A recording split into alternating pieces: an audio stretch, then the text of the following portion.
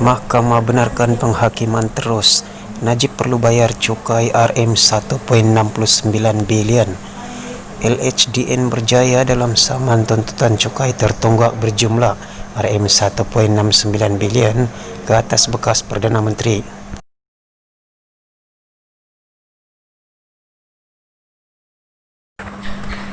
Mahkamah Tinggi Kuala Lumpur hari ini membenarkan permohonan Lembaga Hasil Dalam Negeri LHDN untuk penghakiman terus dalam saman tuntutan cukai berjumlah RM 1.69 bilion ke atas bekas Perdana Menteri Najib Razak. Keputusan itu bermakna Najib perlu membayar cukai berjumlah RM 1.69 bilion kepada LHDN. Penghakiman terus adalah apabila mahkamah membuat keputusan tanpa melalui perbicaraan penuh, iaitu antaranya tanpa mendengar keterangan saksi.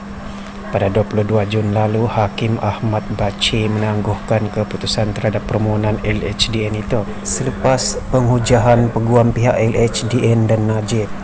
Kerajaan memfailkan saman itu terhadap Najib pada 25 Jun 2019. Saman itu menuntut RM 1.69 bilion daripada Najib dengan kadar faedah tahunan 5% bermula tarik notis taksiran serta ganti rugi kos serta relief lain yang dirasakan wajar oleh mahkamah. Berita lanjut akan menyusul. Dalam perkongsian berita yang lain, bangkit isu 1MDB. Tak habis-habis macam bapa dia, kata Tajudin kepada Mukris. Tajudin Abdul Rahman berkata demikian ketika mencelah perbahasan Mukris Mahathir berkenaan kes 1MDB dan lantikan politik.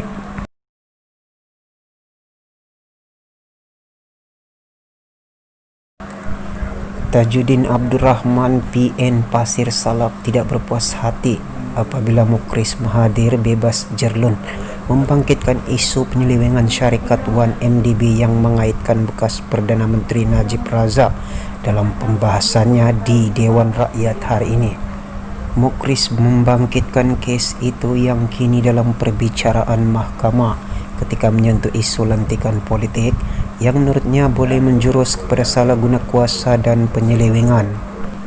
Beliau memetik afidavit sokongan pegawai SPRM dalam permohonan pelecutan hak ke atas Petros Saudi International Limited dan 4 yang lain daripada menggunakan dana lebih AS 340 juta didakwa berkaitan 1MDB yang menyatakan ia berkait dengan konspirasi membabitkan bekas Perdana Menteri Najib Razak, Petros Saudi International Limited, Tariq Obaid dan Jolo. Ini semua dilakukan sewaktu ahli politik pegang jawatan tinggi dalam kerajaan maupun syarikat berkaitan kerajaan, katanya. Justru menurut Mukris, negara perlu mengambil pengajaran daripada kes penyelewengan sebelum ini yang melibatkan ahli politik ketika melantik ahli politik dalam GLC.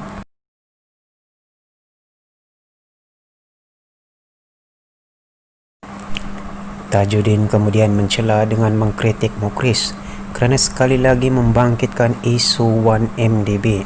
Selain membangkitkan dakwaan kekayaan keluarga bekas Menteri Besar Kedah itu sendiri, saya rasa sedih dengan sikap yang ditunjukkan yang berhormat balik-balik cerita Datuk Najib 1MDB.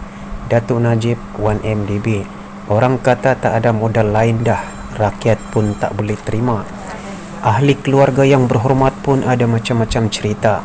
Banyak kalau kita nak cerita.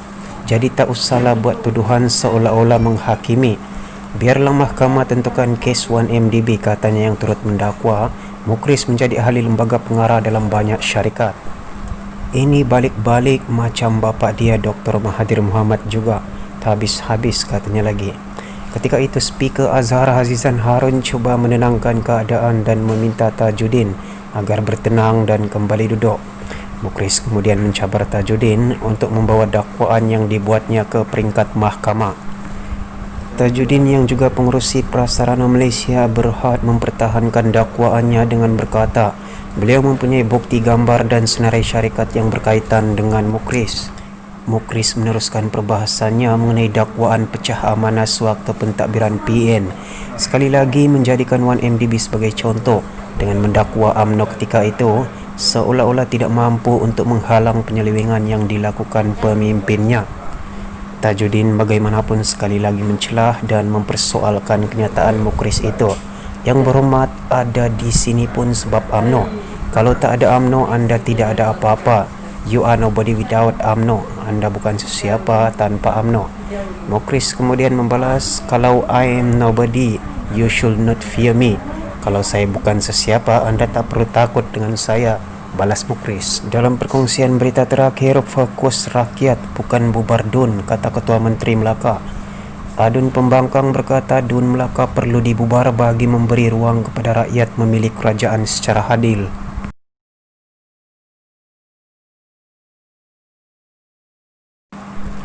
Ketua Menteri Melaka Datuk Sulaiman Muhammad Ali hari ini menyeru ahli Dewan Undangan Negeri Adun Pembangkang negeri itu agar menumpukan perhatian mereka kepada perkhidmatan untuk rakyat, bukan mendesak pembubaran Dewan Undangan Negeri DUN. Katanya tugas seseorang ADUN adalah melaksanakan amanah yang diberikan oleh rakyat selagi DUN masih berjalan.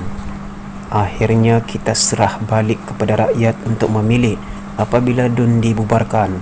Tetapi masa ini kita jaga rakyat sebaiknya, katanya semasa menggulung usul ucapan terima kasih kepada Yang di-Pertua Negeri Melaka pada persidangan Dewan Undangan Negeri Melaka di Kompleks Sri Negeri Air Keruh di Melaka. Terdahulu dalam perbahasan usul itu, beberapa ADUN Pembangkang antaranya Ketua Pembangkang Adli Zahari PH Bukit Katil, Low Chi Leong PH Kota Laksamana dan Alex Siah PH Kasidang antara lain berkata DUN Melaka perlu dibubarkan bagi memberi ruang kepada rakyat memilih kerajaan secara adil.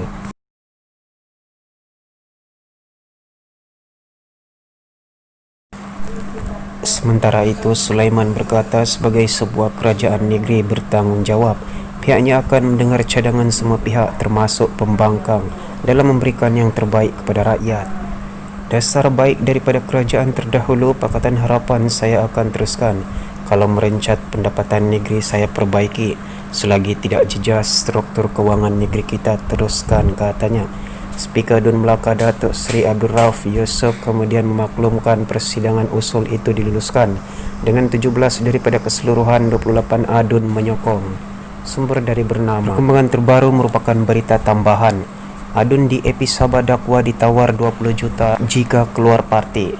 Wang tunai RM 20 juta, jawatan dan projek adalah antara tawaran yang didakwa, dikemukakan individu dipercayai ejen keluar parti.